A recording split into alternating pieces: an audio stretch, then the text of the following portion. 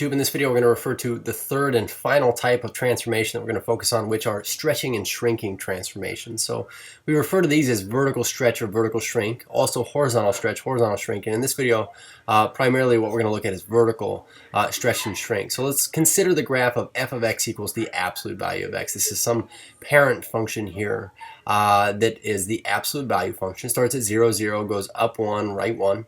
And then proceeds to do this, look like a V. It is also even, so we have y-axis symmetry here. Oh, sorry for the sketch there on the left. But what we want to do is this. We also want to consider the graphs of g of x and h of x, where we have g of x is 2 times the absolute value of x, and h of x is 1/2 times the absolute value of x. So what we end up with here is this. If I stretch this out, we stretch this out, we would have x, I'm going to say f of x, which is our absolute value of x. We'd say g of x is actually equal to 2 times the absolute value of x. And then we'd say, okay, h of x is really 1/2 equals 1/2 times the absolute value of x. So we get -2, -1, 0, 1, and 2. And as we plug these in, I would say, well, at least with my parent function here, the absolute value of any of these numbers makes them positive again. What I want you to understand, though, is this. When we say g of x is 2 times the absolute value of x, we're really saying 2 times all of these values that we had gotten here.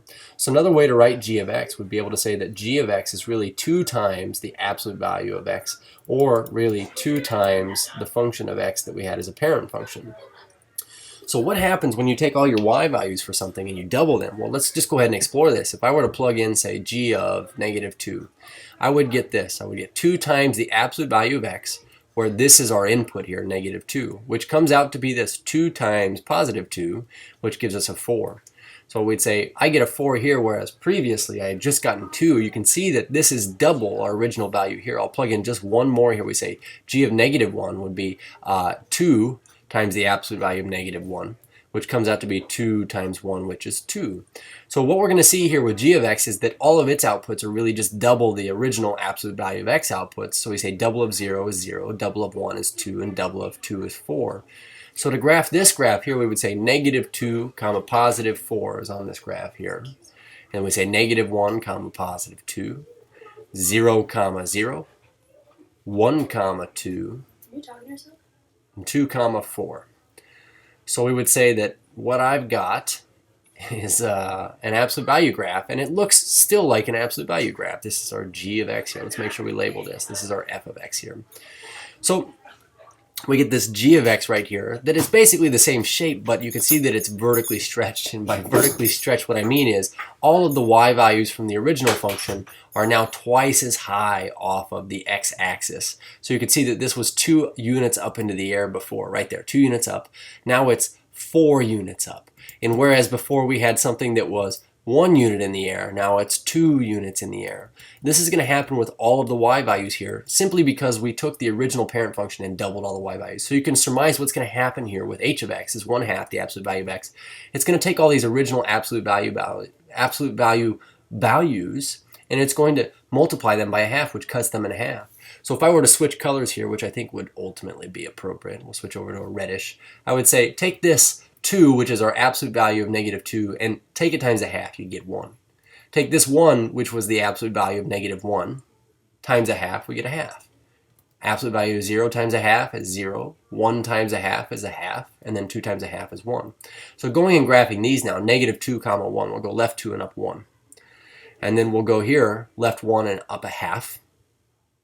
And we'd say 0, 0, 1, 1/2, and then 2, 1. If we go graph this in, again, you can see that we have the same essential shape here. It's still a V-like graph, but you can see that all of its points compared to the original golden graph here are half of the distance from the x-axis as the parent function was.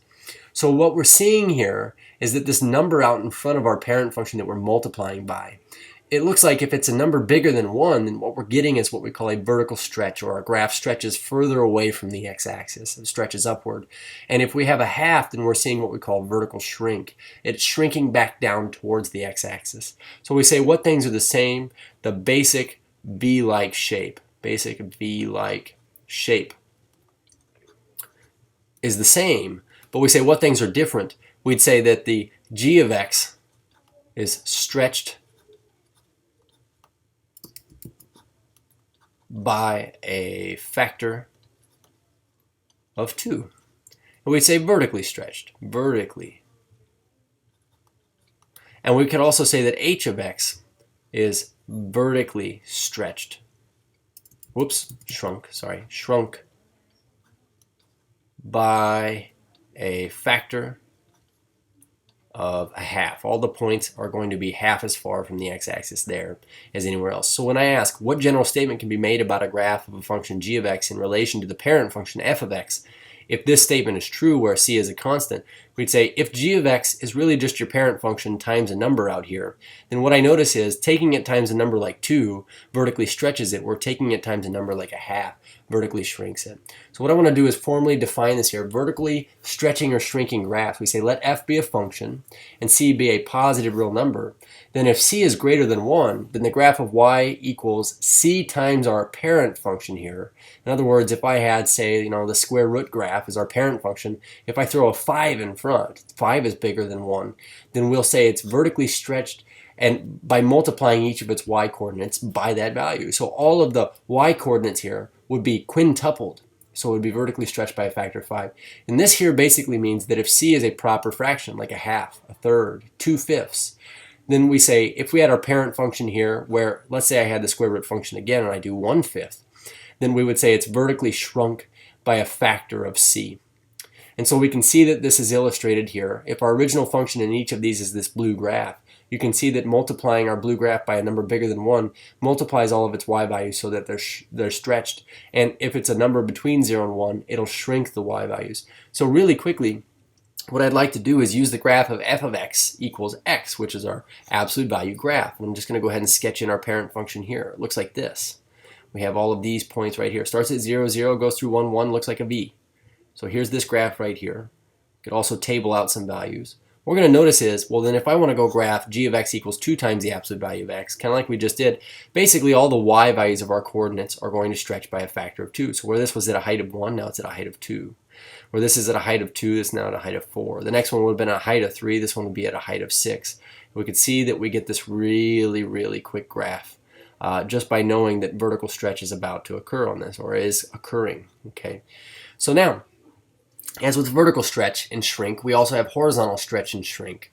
And so we're going to examine these couple of graphs here. We say g of x equals 2x squared and h of x equals 1/2 x squared. And the difference between what you saw over here, where this 2 was out in front of the absolute value here, what we're seeing here is that this 2 on this parent function is inside with the x. It is inside with the x on this quadratic parent function. So for our quadratic parent function, we have something that starts at 0, 0, goes through 1, 1. And, making a table of values here, I think that we could squeeze this in over here. I'm going to write the rules this time. So we would say that this is x squared.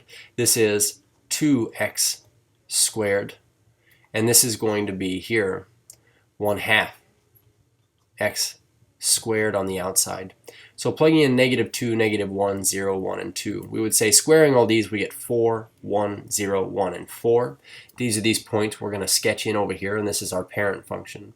We would say, how would the graph of, say, 2 times x, that thing squared, where the 2 is inside multiplying by the x value, how would that compare? So if we were to say, let's evaluate, right here, this is our g of x, basically, g of x. If we were to say, go find g of -2, we'd really be saying wherever I see an x, I'm going to go plug in a -2, so I'd get 2 times -2 squared, which means that I really get this. I would get -4 squared, which is 16. So instead of being at a height of 4, it's going to be clear up here at a height of 16, which doesn't even fit on our graph. And I would say, well, how about this right here? If I were to plug in -1, we say g of -1. I would really get this. I would say, well, that would be 2 times -1 squared, which gives us 2 times -1 is -2 squared, which gives us 4. So at 1 here, it's now going to be at a height of 4. And at 0, plugging in 0, we're just going to get 0 again. And because of symmetry, we'll get 4 and 16 again. But what I want us to see is that this graph right here looks like it got vertically stretched. But what we say is this. We would say that because we have a value in here that we're multiplying by x that's equal to 2. Sorry. We would say that we have horizontal shrink. So I want you to notice that this x value here on the original parent function was 2 away from the y-axis, now it's 1 away. And we would say that this one was 2 away, now it's 1 away. This one down here was 1 away, now it's half away from the x-axis. And what we're seeing occurring here is that we have the same general shape, but we had horizontal shrink occur. So by multiplying by a 2 inside with the x, we actually get a horizontal shrink by a factor of a half. If we were to do this a half now, we would actually get horizontal stretch by a factor of 2. And so what we're seeing is where before we say that the c value, if we multiply the y values by this c, that's the factor by which we stretch it. This one here stretches or shrinks horizontally by a factor of its reciprocal. So we would say, given this c value right here, if c is greater than 1, then the graph of f of cx, where the c is on the inside here, is basically the graph of the parent function, but it's horizontally shrunk, and it says by dividing each of its x-coordinates by c, or in other words, by a factor of 1 over c. When they say divide by c, that's the same thing as multiply by 1 over c. And if it's a proper fraction, this number that we're multiplying our x values by, then the graph is horizontally stretched, and by dividing each of its coordinates by c there, its x coordinates by c. So again, it is by a factor of 1 over c. Okay? So in the next video, what we're going to do is we're going to look at how we can use this stretching and shrinking to redraw a graph here.